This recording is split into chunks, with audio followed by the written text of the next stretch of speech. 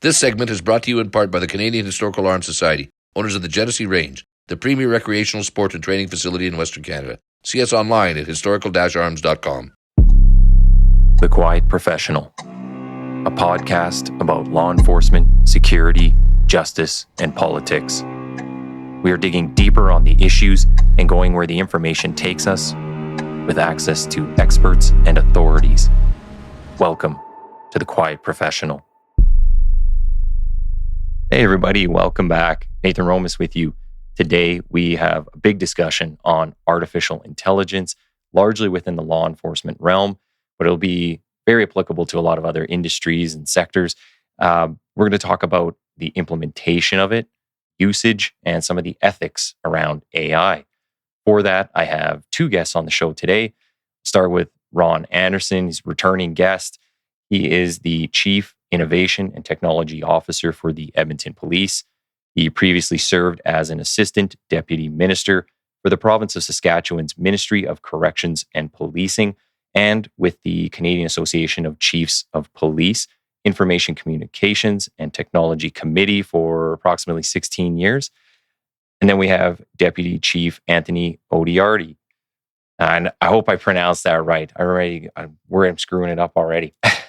He's from the Peel Regional Police.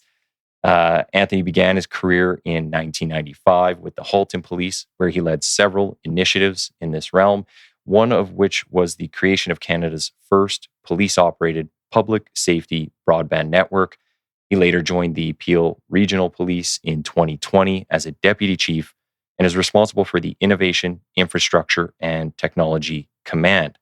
So welcome to you both. Thanks for having us. Thank you, Nathan.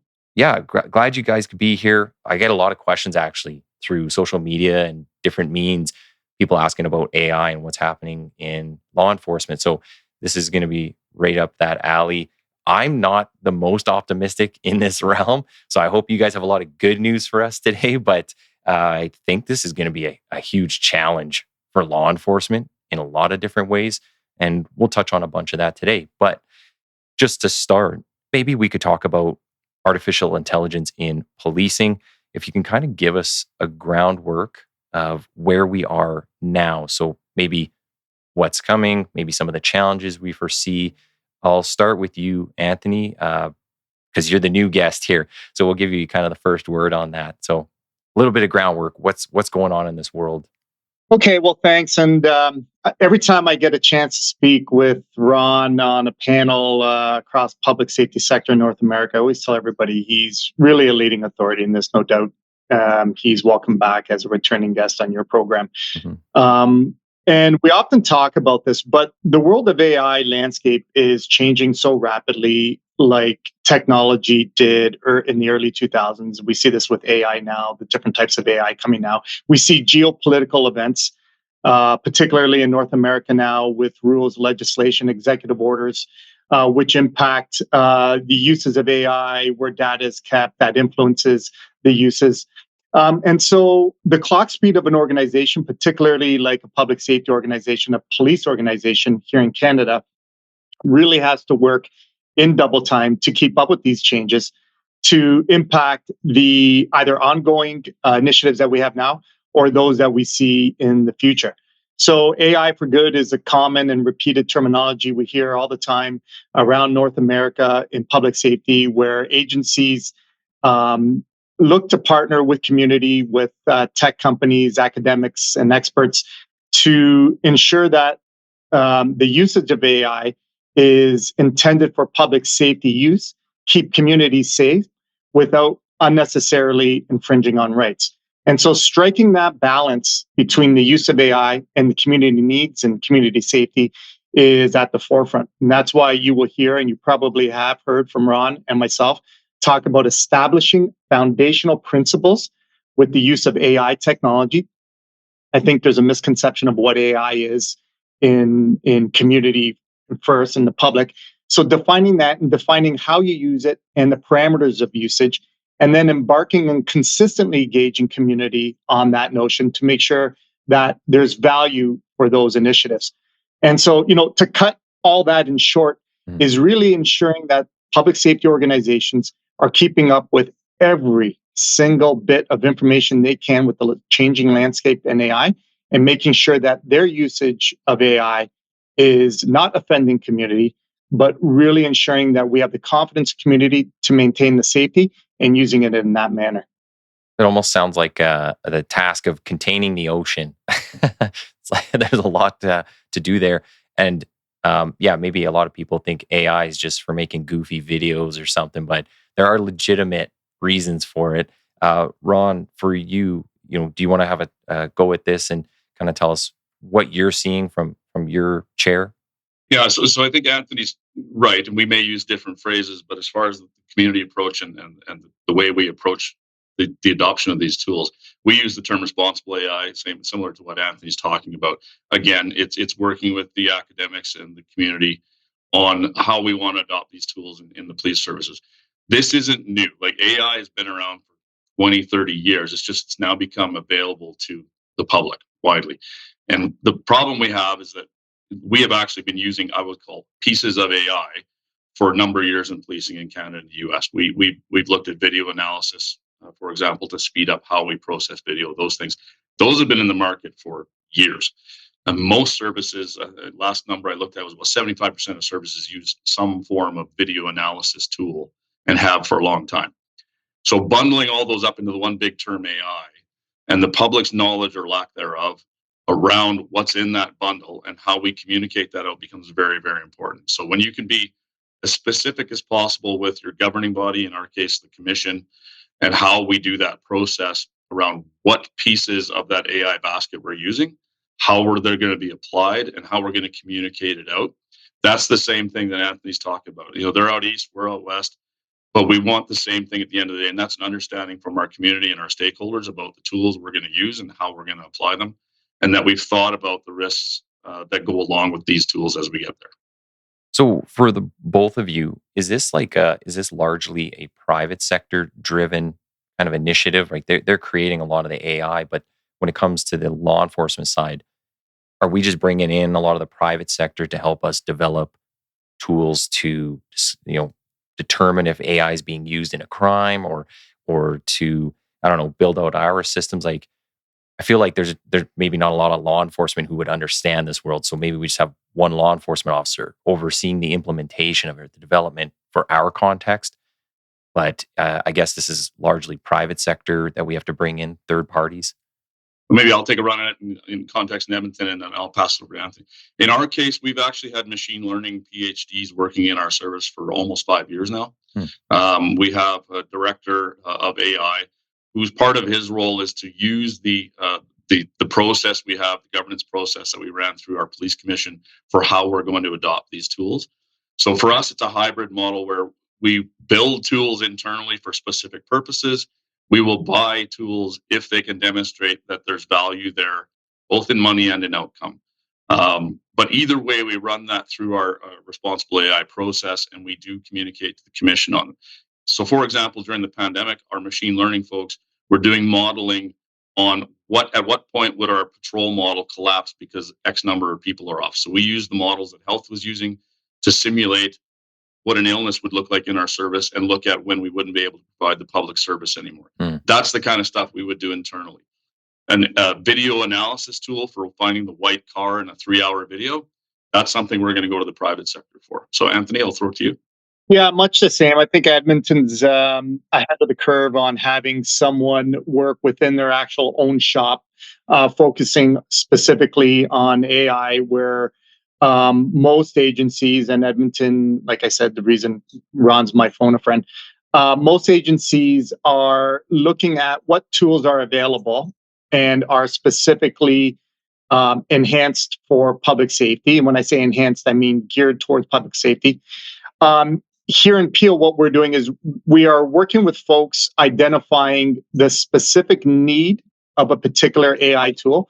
So whether it's in the redaction world, machine learning, whether it's generative AI, this is why the understanding of what AI is and all types of AI, red teaming, counter threats, working with what the usage of particular tools will be, and then working now not as a vendor-consumer relationship, but working as a partnership with these private entities and building specific tools for public safety. And then hoping that the adoption of those more specific tools relates to policing, in this case, across Canada, North America, and gain some traction in the good use or responsible use of AI.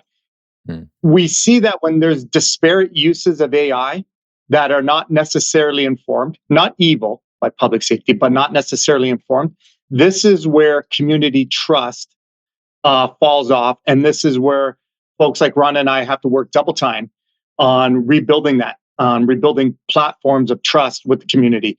And so I think it's very important that as you ask the question about, private versus public, who's working internally and who may be working externally, it's really gathering the right people in the room with overlaying that whole responsibility piece. And then you get to your desired outcome. And sometimes it takes a little longer. It's like that analogy of a sailboat tacking side to side to get to the end point. And that's faster than actually going in a straight line. That's sometimes what we encounter here. And in public safety, that's not normally the way we work. We don't tack a lot. We go A to B. And so it's a different culture and approach to working in this type of technology, but it's one at the end that we think will benefit not only public safety, but community. Okay. Well, and so what I'm kind of hearing too with the types of AI out there, they're not all just, I guess, generalists. Like so certain AI are very niche, very focused on a specific task. So they're not just like all generalized learning machines. Is that correct? Yeah. So there actually aren't a vast amount of actual AI engines out there to work with. So even when we deal with a vendor, they are using models that came from an academic setting. So whether it's coming from Stanford's machine learning area for large language models, or whether it's coming from the video analysis tools, most of them are employing the same engines behind their graphic interface in a lot of ways. So even when you buy a tool, you are probably using something that you could get or work with a university with to leverage. It's just been packaged in a way that it meets our needs. So you're going to have large language models like your Chat GPT type stuff. You're going to have image redaction tools for video redaction tools for how do we speed up our processing of body-worn camera video, for example. You will have all kinds of different tools at some point where we can load, say, our policy manual into a language model and allow the officers to be able to talk to it like they do Google, for example, instead of having to go through a giant book or go through a giant PDF file to find those things. So it's finding the right tool for the job or the right engine for the job, and knowing when you're talking to the vendor, ask them where that engine they're using came from. Okay. Because if it came from an academic setting, I can go to that academic setting and perhaps test that model myself before I get into a partnership with or a purchase type scenario. Because there's more coming, but there isn't an unlimited amount of engines, and a lot of the companies are just selling you something that they have licensed from somewhere else. Okay. I like that, like looking deeper into it, right? Because you want to know kind of the source, the origin of where this is coming from. One thing I was wondering too is like when we talk about investigations, how is AI being used in those in particular? And then maybe some of the issues you see coming in the future. Like, is there stuff we're already starting to see that we're saying we need to start getting on this, or we're behind, we need to start catching up? What are we seeing right now for investigative side and the uses of AI? Ron, maybe I'll take a stab at this first. And first of all, the concept of AI and the perception of AI is greatly influenced by what people see on TV and in the movies. And you first saw it with, CSI, and what can be done, obviously within 60 minutes of an episode. What can be utilized, and so. But in relation to AI, the congruence between what you might see on TV and what actually can happen is a lot closer than originally what was portrayed in the world of crime scene investigations. So, for example, most of the communities related to particularly investigations understand the tools that, in this case, police will have. Part of it is because we have responsible use of AI tools, which we allow the public to understand the uses of. Some are very covert technique evidence-based usage that is meant to preserve life, and they're also utilized that way. So we don't really speak them.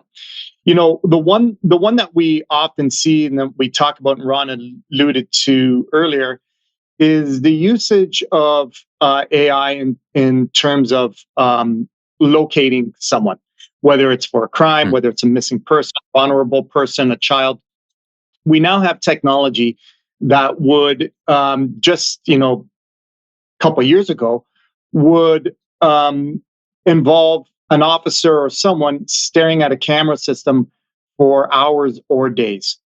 And now we can draw a box around an object, an image, a face, a car, and look for that and search for that and have answers in seconds that will feed into either an investigation of any sort. I mean, that's just one use. I know we're talking about large language processing as well, that is used by investigators in understanding what was once done by a human in terms of statement analysis. So we utilize the tools in different ways to not just save time, but also increase the accuracy of what we want to do.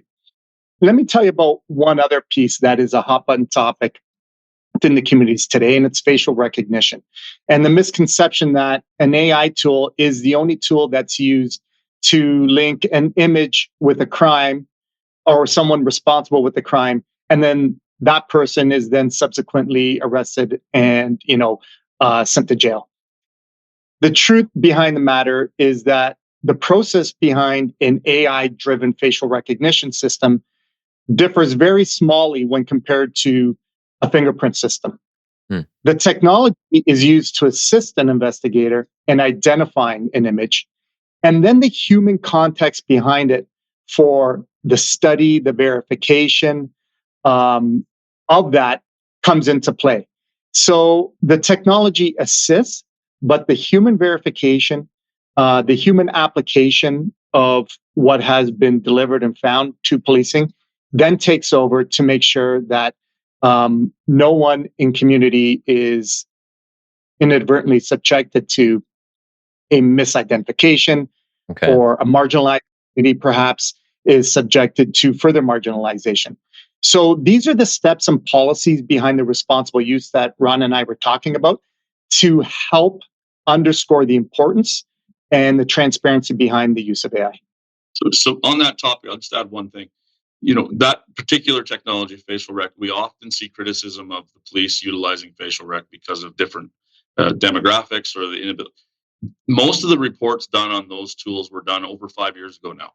And the models have improved year after year after year to now we're at a point where there is virtually no difference in its ability to do facial rec regardless of ethnicity or regardless of demographic. So we can't think of AI or these tools as a moment in time and it's always going to be that way. All of these tools are iteration and developing faster than probably the research papers going into the study of them. I would just add, one of the ways that we're leveraging and working on leveraging them is in something like an economic crimes file.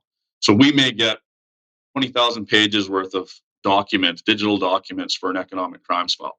The old way that we would handle that is crime analysts would spend the next 2 months going through 20,000 pages, writing down or retyping all the transactions into an Excel file or redoing all of that work, getting all the phone numbers out of there, getting all the addresses and putting it into some sort of a crime analysis tool. What we can do now is we can bulk load 20,000 pages into a system in 10 minutes. We can have it extract all the financial transactions. Then the analyst is just verifying that those transactions were correct instead of spending 2 months, bringing that out.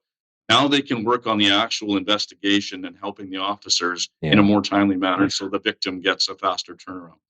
So, everybody thinks that policing is going to dive right into the predictive policing piece where we're going to be doing that type of minority report work. The reality is we're trying to save as much time as we can to make our staff have a lighter cognitive load, to make our work faster. And quite frankly, if we can create the tools for people that do not understand how the AI works, but we can explain it when asked in court, that's what we want to do. Yeah. Well, the biggest resource I guess we're saving here is time, right? Like that's the biggest thing we want to get back because it allows us to do other things in the investigation. I do want to pick up on the point though about the human element behind it. So AI is used on the front end to kind of lead us in a certain direction. Hey, maybe it's this person, but then a police officer has to look at that, or law enforcement of some kind, and confirm.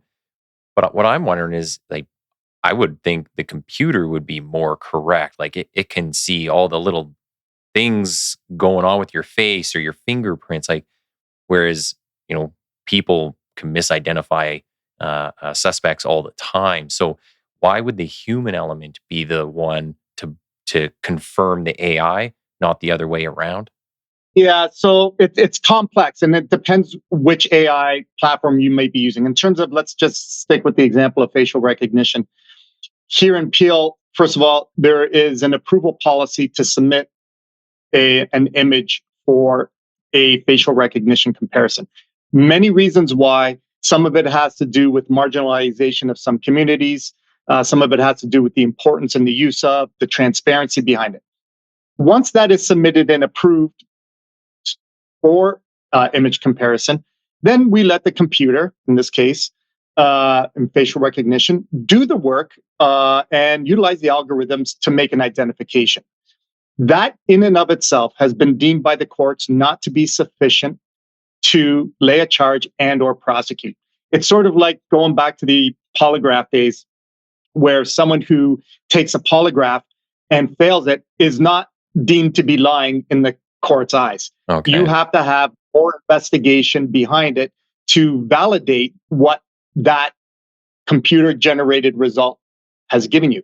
And it's the same for facial recognition. In the case of a fingerprint, it's the same thing. Fingerprint is fed into a computer system, spits out a match, and then a human uses specific training to verify the findings of the computer. And in that case, and facial recognition is the same way, we then continue the investigation to make sure that there is enough evidence to either, if it's a case of a criminal act, to charge or not charge. And that's the human verification component and transparency component that the community wants to see. And we're very similar. We're exactly the same. And the only images that we actually compare that investigative image to are images that are mugshots captured under the legal authority to have them. So we aren't going out to the internet and scouring for images to compare. We're using the ones that we would use if we were doing a printed out lineup. Okay. So nobody's losing their job yet to AI. We still have humans there. I do want to talk a bit about the what we were talking about, Ron, just before we started the recording. But you were at the Consumer Electronics Show, and it's just in the last week or two. And so you have kind of the knowledge of what's going on between the US and Canada when it comes to this stuff. Where are we in comparison to them when it comes to maybe the use of it, the technology, but even on the other side, when we talk about legislation and some of the rules around this, how, the ethics of it, where's Canada, where's US, what are we lagging in, and what are we doing better in? Yeah, so I'll bundle it into sort of three categories. So there's where's Canada, where's the US, and where's the European Union and China and Russia are probably the other, I'll say, four categories then. So let's start with the European Union. They have passed their legislation around appropriate use of AI, and that's broader than just the justice sector. They have not passed the regulations for the exemptions that would allow police to use these tools, although those are coming later, apparently. In the US context, they are relying very, very heavily on both internal resourcing and things like ATF and Department of Homeland Security. But they are doing what the US does, and they're mobilizing the private sector to really ramp up and put the competition into the game in the AI space to build tools for justice and for safety and security and all those other things. That's very clear. When talking to the Europeans that were present there, they're saying if you're going to do a startup in AI, move to the US, because the legislation and the speed we do things in Europe, it takes too long. In the Canadian context, I think we are behind a fair bit, particularly in the private sector space. We have really good research, really good academic, I'd say university AI things, including Amy in Edmonton here. We're also working with Waterloo. There's good academic work going on here that we can partner with. The private sector is behind, I think, here. I think our legislation is certainly behind. The tools, not just from the private sector and the technology, are moving faster than our ability to legislate. And I think we are probably getting to a point, from what I saw at the Consumer Electronics Show last week, even our governance models are going to be behind what the technology pace of change is. So what we took 6 months to develop and take through commission, a year from now, we may be going back to adjust because the technology is going to change. It's going to come in from the side, everything else. China and Russia aren't playing by any rules. They operate where the person in charge of the government says, go do this. They put all their resources on it and it goes. So there's advantages to having the model the US has, where the private sector goes and they can do all the research and bring the solutions. There's advantages to the academic side around the ethics and things, where we know there's ethics built into the way academics work. And then there's the others that are out there that don't follow any rules. And that's really, it's going to be a game of cat and mouse between the bad use of AI, and I mean in criminal aspect, versus policing and security's good use of AI to counteract that. First of all, I think, Ron, thanks for that, because I always say I also learn something new every time I talk to Ron. But it's been my personal observation that when I visit, so I was in Miami last week, speaking to a group in the Miami County about the uses of AI in Canada and what that looks like. And I think just two streams that you have to look on when you compare ourselves with our friends in the border down south, when you think of who's ahead. And I use that very prolifically. Mm-hmm. When I talk about who's utilizing and almost overutilizing AI, we see our friends down south are taking risks and chances, which are good risks and chances, and are also taking some risks and chances that may not be well suited to whatever industry that is. I'm not just specifically talking about public safety. And consequences down the road generally catch up. But that's how they learn. Yeah. And that's the risk they're willing to take. And I think Ron hit the nail on the head, where up here we tend to validate what we use prior to using it. There is less tolerance for risk or infringement on rights of individuals, or potential perception of infringement of rights. And so, although our needs are almost the same, especially in terms of public safety, our approaches to timing and clock speed of the implementation, there's a lot more affinity to do down south than there is, up here quickly. Yeah. And we see that with the support of the government. In fact, we know that President Biden signed an executive order this week encouraging the proliferation and use of AI, but providing safe spaces for private entities to utilize existing government infrastructure to do that for various reasons.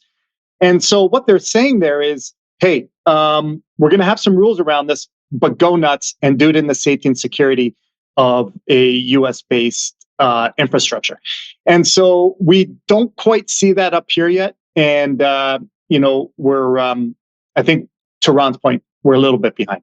I think, and you know what, that almost comes down to just even the way they do street policing and some of the other things that we kind of come across, that they play in like a much wider set of goalposts. They're going to the extremes, like 90-10. And when you come to Canada, it's like 60-40. We're comfortable in this kind of middle realm. Whereas we watch the big brother to the south, and they'll go to one extreme or the other. Sometimes things blow up, but they learn, and then it's just whether we learn from that as well. Do you think is there anything that they're doing right now though that we aren't, that we need to start doing up here? Well, maybe on a quick piece, the grant model and the funding model from the federal government around security and policing down there is vastly different than up here. I mean, the amount of money the federal government in the US puts out through grant programs, which are, I won't say, the use is quite broad, right? So you can apply for a federal government grant to get capital dollars for some new initiative. They do a lot more of that to police agencies and security agencies than we do in Canada. They have for decades. So that, to Anthony's point, try things. When you get free money, you're probably going to be a little more comfortable trying something that you may not have done with your own dollars through your normal budget process. Mm-hmm. So I think that is something they certainly do differently down there. I think they are buying a lot more than they are looking to build. And to Anthony's point, Like, if you go down to a lot of police agencies in the U.S., they have certain vendors for all their cameras with analysis on it, or they have certain vendors for these different tools. They're more in that buy mentality, and then grow from there.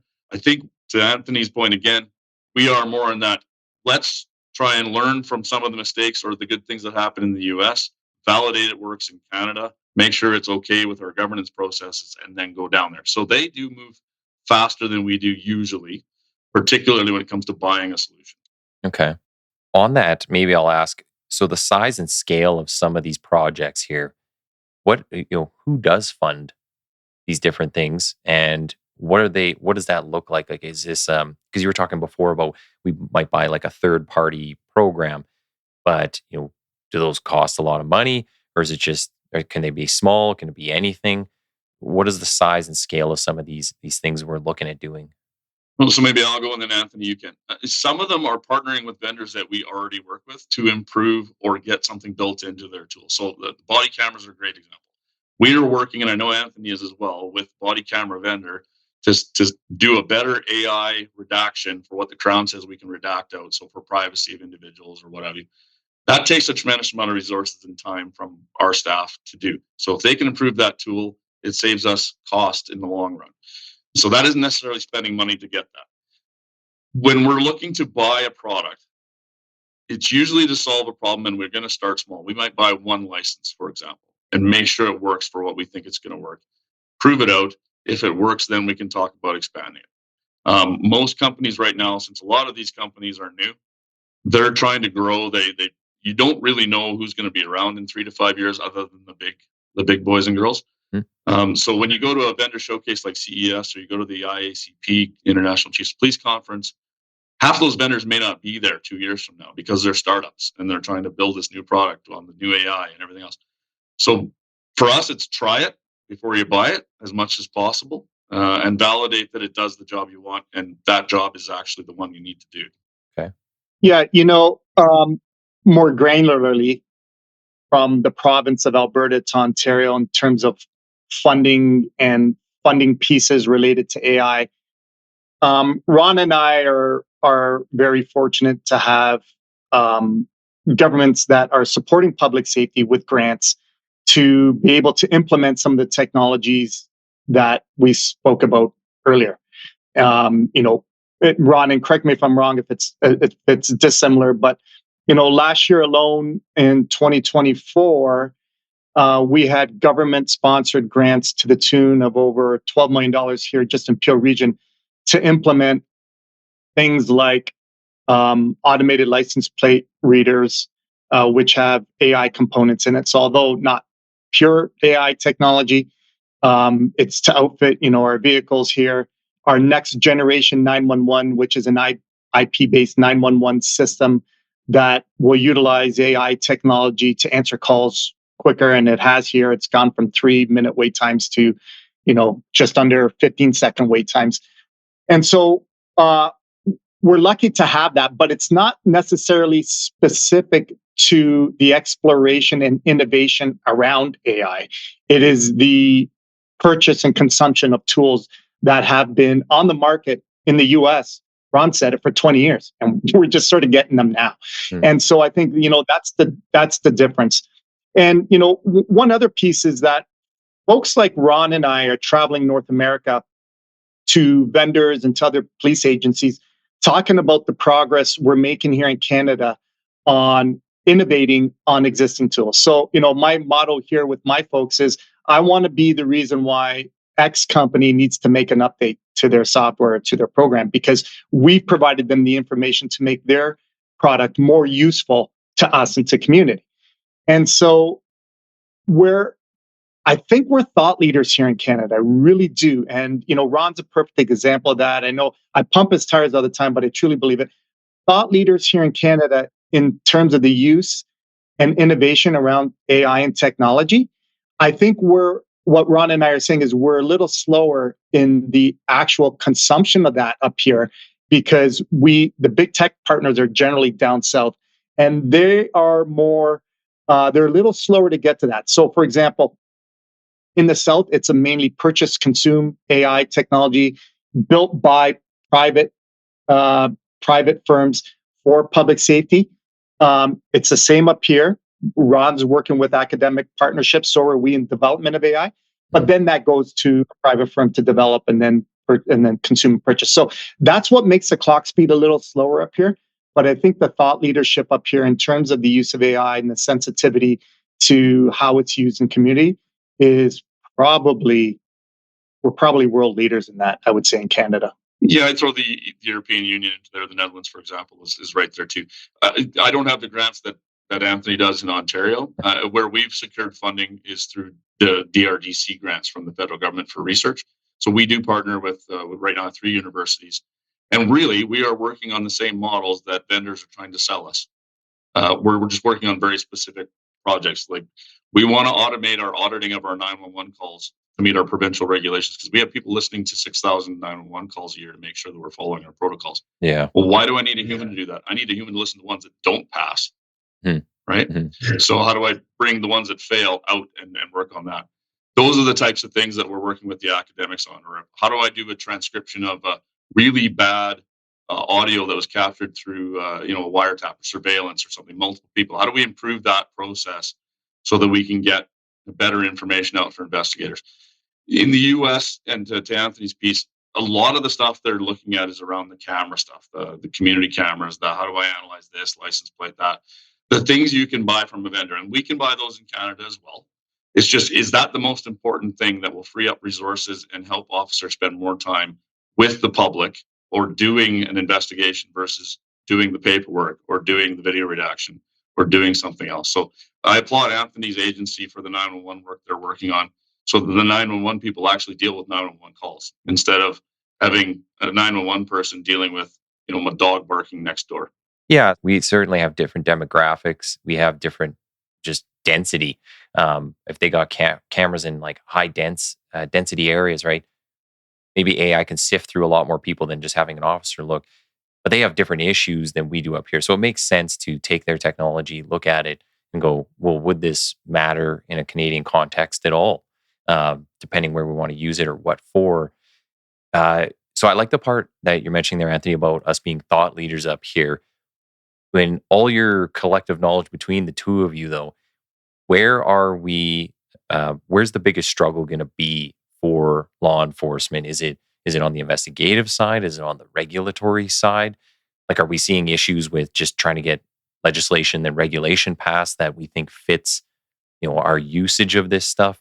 Or is it on the criminal side? Are we seeing crime, way ahead in this sphere of things, and then we're just slowly kind of getting into the game? So what are your thoughts around that? I think there's 2 areas that we're going to have real problems. I think the crime side is going to rapidly escalate in the use of AI. We're already seeing it in a lot of ways. They're adopting AI tools to swindle people out of money or to produce fake videos that'll destabilize, potentially the country or elections or various others. So I think we're seeing a lot of that on the negative side, and that's going to get, and when I use the term, it's going to get better. I mean, the product they're using to do their deeds is going to improve. So I think that's going to get worse. And our ability to investigate, identify who, what, where, when, and then charge somebody that may be in a completely different country is certainly a problem. I think on the operationalizing side, these staff were sought after by Fortune 500 companies. To have strong AI people and find them and keep them is going to be a real problem in Canada. And we certainly saw that when I was talking to the Netherlands folks. Their best and brightest are being sucked up by large American multi-billion-dollar corporations that are hiring by the hundreds for these folks. So I think that is certainly the challenge on the resourcing side for us. If we're going to be working in this space, how do we get the people and keep them? On the criminal side, they're definitely going to outpace our understanding and ability to investigate them. And then the legislation around both of those is going to be slow. And just real quickly on that, yeah, I want to say like the legislation side, we see this even just with basic commodities like drugs and firearms. And our legislation is, 20, 30 years old, disclosure laws. So, now we're just adding in a whole new piece around technology and waiting for decisions to get made. Like, yeah, we're a little ways behind. And sorry, Anthony, go ahead. I was just going to say next time I go first, Ron, because you stole my answers, but you perfectly articulated them. I took them from you the last time we talked, so that's where I got them from. No, not at all. I too share the same concern that Ron does on the attraction, retention of talent in this area that gives us that edge on understanding the most appropriate uses and actually just using AI and technology in the development. We're public safety agencies. We don't have the opportunity to pay like these billion-dollar conglomerates. And so, it's difficult. And so this is why learning and that foundational piece is so important. My other concern, I would say, is, the saying, one bad deed undoes 10 good ones. Public safety agencies are generally thought of across Canada and North America as one system. One cop in one area, whether it's a 5-person police service or a 5,000-person police service, may feel the need to utilize AI technology in a way that deviates from this foundational piece that Ron and I talked at the beginning of the podcast, right? The responsible use. And if that occurs, that undoes all the good deeds, all the good that AI and technology being implemented by public safety for public safety and the the community safety, the use for community safety does.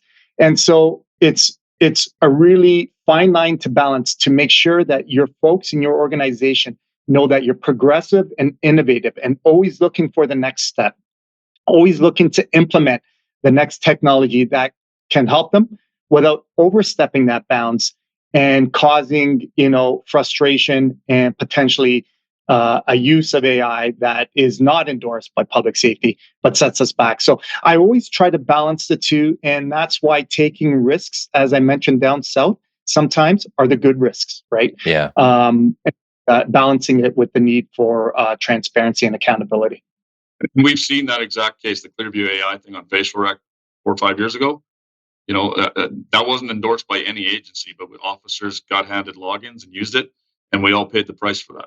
That's right. That's exactly. Just as we're in the kind of last 10 minutes here, I wanted to make sure we talk to both of you about just what your agencies are doing. What projects do you have specifically going on in your region or with your service? So maybe we'll start with you, Anthony. Just want to let us know kind of what's Peel working on and trying to get done here in the near future. Well, I think in the entire realm of public safety, there's so many pieces. I had a meeting just before I came on the podcast today related to how we're using technology within the organization, business continuity planning. And what we have recognized for a long time, it's just not recent, is that technology is underpins all that we do. It really does. It's right from your smart devices to your laptops, your monitors. In our cars. Yeah. In our cars, right? You have it. Body cams. Ultimately, what matters is the hearts and minds and the touch that our frontline people provide to our community. I always say here, we had a second motto. I always say here, high tech equals high touch, right? It's meant to do more with community than to avoid community. And so some of the projects that we're using tech, particularly AI in, is understanding where the upstream opportunities are and how we can use technology to help us identify those and connect our community with those upstream resources that will lead to not only less crime, but less calls for police. There's a greater chance of a negative outcome when police are called, when there is an opportunity to invest in other services prior to that becoming a criminal act where we can have a positive outcome. So there's, actually Ron and Chief McPhee in Edmonton are pioneers of this from their days back in Saskatchewan. are there opportunities now where we can use tech to be able to do some of those things where we had people identifying.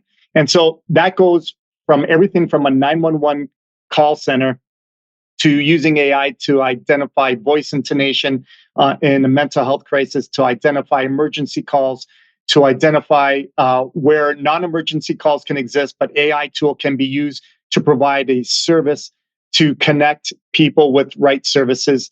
So those are the main macro projects that we are using. Again, all within that platform of responsible AI use. And so as we continue to explore that, we continue to explore those opportunities where we use them. And this is outside of the everyday use of AI, like we talked about before, in cameras, body cam, ALPRs, facial recognition. These are upstream uses of AI that we're looking to really press into. Okay. And for you, Ron, anything with the EPS? Yeah, so I admire what they're doing out there in Peel. They're really putting their AI, public facing at this point. I think in our case, what we're really working on is the inside first. We are, we're scanning and digitizing the boxes and boxes and boxes of investigative files that we have to get rid of the ones we shouldn't retain, but to make the ones that we have that may have a lead for something else available. So we scanned 400,000 documents. We still have a lot more to go. We're digitizing those, and then we're going to have those available through document search for officers very shortly, or crime analysts very shortly. Thanks. We're working on the piece that I talked about with voice recognition, not voice recognition, but dictation, essentially, so that we can do things like automating the analysis of the 911 calls to make sure we're meeting our requirements, or to give officers a rough transcript of the interview they just did, versus necessarily describing everything or paying a translator. Those are the spaces we're kind of working in first, along with some other tools that we're exploring in the vendor community. In this case, about live translation. So if you're dealing with an individual who clearly doesn't speak the language that our officer does, can we provide them with some live translation type tool where they can speak in their language, officer can speak in their language, but it translates back and forth to them in real time? Those are very near the marketplace now. So we're getting to a day where the language barrier that we've always had in certain situations may be gone. I think where we're heading, though, the question we have on all these things is, when we get to the technologies where we're applying them to an actual investigation or something that ends up in court, some of these need to be tested.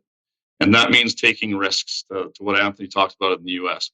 So if we're going to do automated transcription, or if we're going to do automated redaction of body-worn video or something along those lines, or we get to the point where the body-worn video helps generate the first draft of a police investigative file, what does that mean for an officer when they go to court and they're asked, is this your report, officer? Mm-hmm. Well, maybe. So it's got to be tested. It's got to be tested in a court scenario. So you're going to want to do that on a shoplifting call, or you're going to want to do that on a mischief call. You're not going to want to do that on a homicide investigation as your first run.